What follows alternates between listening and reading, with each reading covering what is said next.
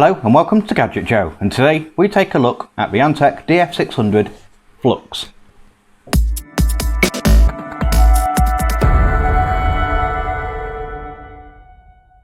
Today we're going to be doing the video a little bit differently. Now the reason I'm doing this is because I wanted to explain to you in a bit more of a personal way exactly what we've got here. Now this does just look like another case.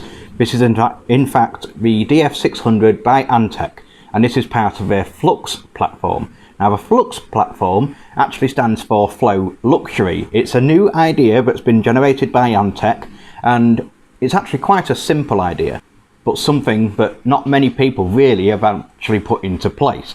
Now, with the reason that they brought out this new platform, which I'm going to expand on shortly, is because there's a lot of new CPUs. There's the Intel 10th gen CPUs, there's the Ryzen 3 and 4 series, you've also got the new NVIDIA GPUs coming out, and with new technology comes new requirements for cooling that technology. Now it's all well and good getting coolers, having a custom loop in there, which is absolutely fantastic, but it's often hindered by the case. Now most cases nowadays have all this in them. This is glass. This is tempered glass, as you see in most other cases. Now what you'll find is that it might look good, but it tends to damage the airflow coming into the case. A lot of them will have a bit of a side vent so that you can have a bit of air going into it, but generally they do get throttled in there. They do get thermally throttled because there's just no airflow at all. So what Antec did is they thought, right, we need to design something that's going to look good.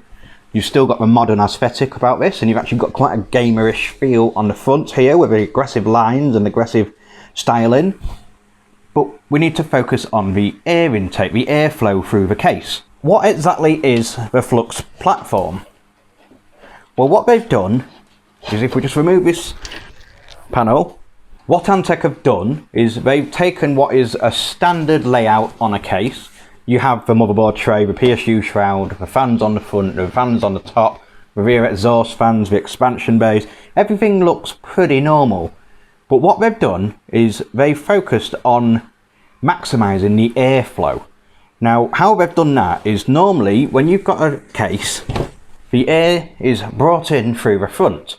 Now on a glass panel that gets obstructed quite a lot because there's no way for that air to get in. What they've done on here is they've actually put space in between where this clear panel is to allow extra air to come in. The air then gets pulled in through here and cools down the system.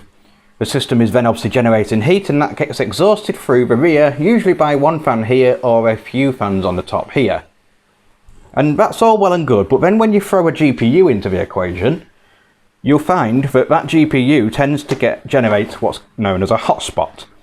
And that's basically any air that's being moved around in the case gets expelled, but this here and underneath it tends to get very, very warm because you've got the heat from the PSU. Yes, the PSUs do have a fan on them, but they tend to go out the bottom. This gets very hot, which can hinder your performance of your GPU. So what Antec have done is they've stuck with everything else. You've got the exhaust rear fan, you've got the exhaust at the top, you've got the fans pulling it in at the bottom, at the front as well. But what they've done is they've adapted this space on the PSU shroud, and what they've done is they've allowed it to fit one of these. Now this is, if I can get the box open, a fan. It's not just any fan, it's actually a reverse flow fan. This fan is specifically designed to draw air back up through it and expel it into the case. How it does that is it's mounted onto the case here, and that then pulls up all the air through the PSU shroud straight up, and then it actually delivers it straight to the bottom of a GPU and also the bottom of a motherboard, and it eliminates that dead spot. So what you actually then get is different sources of air coming in, and it's a more even distribution of air. So you're getting air from the front, you're getting air from the bottom, and you're getting air from the sides. Now when you're getting the air from the sides, that's done on this case by this grill here. What they've done is they've added a grill which does actually draw the air in. So if I take this panel off, you can actually see on the front of this is the intake, and you've got a magnetic dust filter on there as well. And this allows the air to circulate in through here. Put this down, in through here, and then it goes straight into the case. So that's now got air coming into the PSU shroud. That will then in turn help to cool the hard drives, help to maintain cooling on the power supply, and also keep the cooling on the PSU as mentioned before.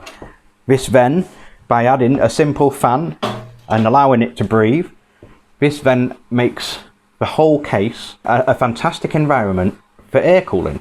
And that's pretty much it. I did say it was a very simple design. It's been toyed with before, but it's never actually been put into practice. And this actually, I think, is a fantastic option, which is why I wanted to do this video in this format. And that is pretty much the system.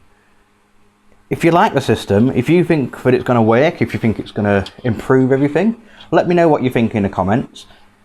Now we're going to talk about the Df600 itself. We're going to focus mainly on the internals of this.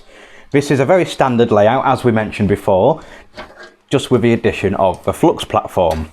It's a full-length PSU shroud with a viewing window for your PSU. You've also got a space here for radiators or reservoirs. The Df600 will support ATX down through to mini ITX.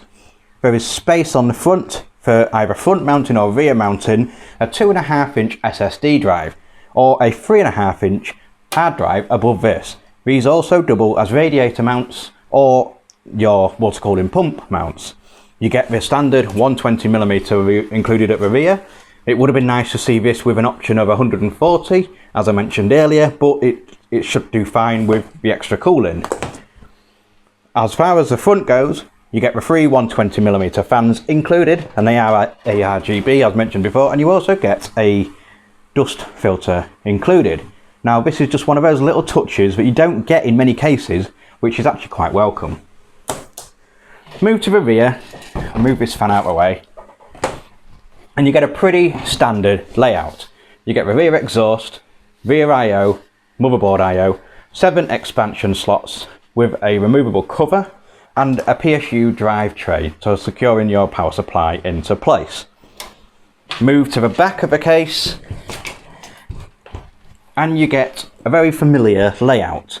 Now with the Flux platform, you don't really tend to see it here, because the business end is all on the other side. So what you get here is you get a recessed tray for cable management here. As we mentioned before, you can mount a 3.5-inch drive or a 2.5-inch drive here. There's also 2 spots here for 2 extra 2.5-inch drives. These can be removed simply by slotting away from these rubber grommets. This 2.5-inch drive or your SSD will mount onto this then, and then you can just simply put it back in, and then you're good to go. Alternatively, you can remove that altogether. Next to that is the controller.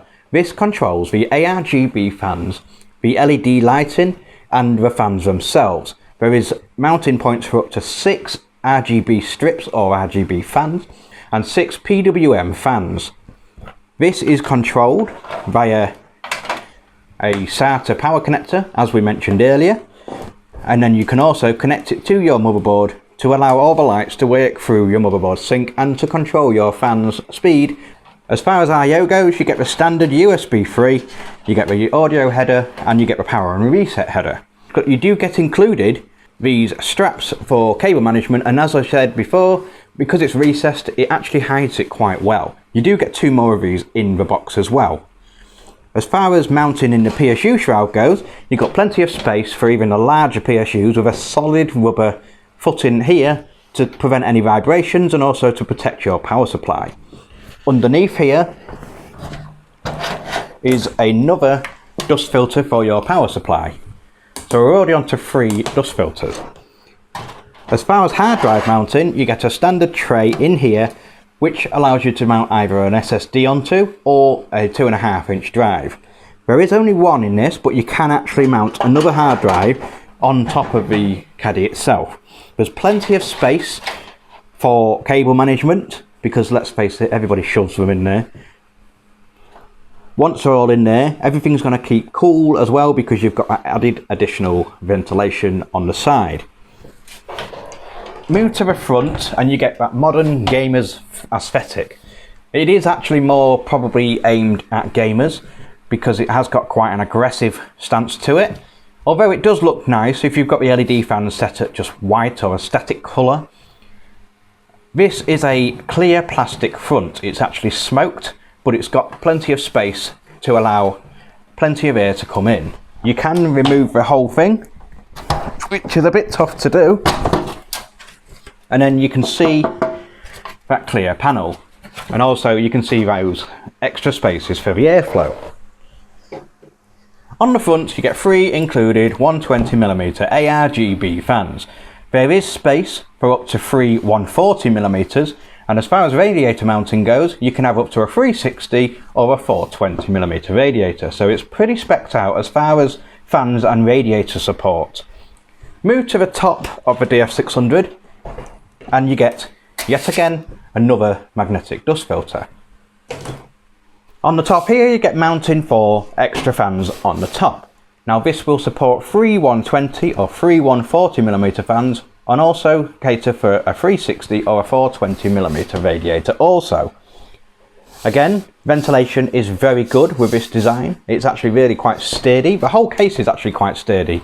What they've done is they've used sheet metal, but they've actually folded it over in places to give it that level of rigidity. Once the side panel and the glass panel is on the front, it's pretty much a solid unit. On the top you get the I/O as well. They're all covered with rubber covers. You get the microphone and audio ports, and you get 2 USB 3 ports. As far as I/O goes, it would have been nice to see a little bit more, but 2 USB 3s and a mic and audio is more than enough for what you need.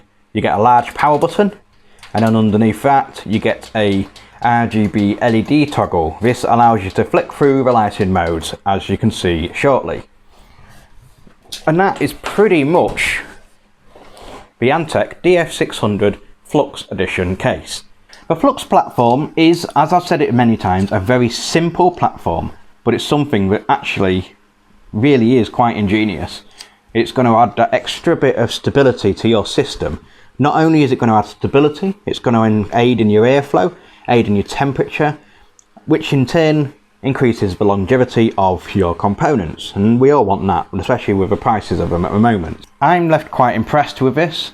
The case itself is actually quite a fantastic little offering, and what's more, all of this only comes in at just under £70. I'll leave a link in the description below as to where you can get your own. Let me know your thoughts as well in the comments. I'd be quite interested to know what you think of this. There is going to be more. This isn't the only one. I've got some more lined up shortly that will be released in due time. I'm going to be doing some testing on this.